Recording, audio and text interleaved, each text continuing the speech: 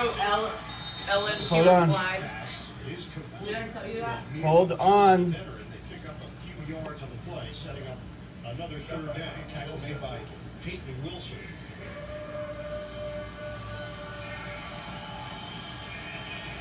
Colts are the team in the NFL that scored 20-plus points in all 8 of their games. In fact, they've scored 30-plus points in 6 of their 8 games. That's the first time they've done that in franchise history, first 8 games of the season.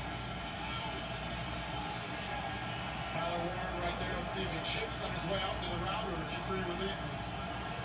They're the long shifting back, play clock down, no long. They get the snap. Jones fires it. It's going to be short. Mitchell with the catch. Steelers would not let him get extra yardage. And the Colts punting unit is going to make their way on the field. Let's take a look here, see if it was short. Certainly was. Good tackling, sure-handed tackling there.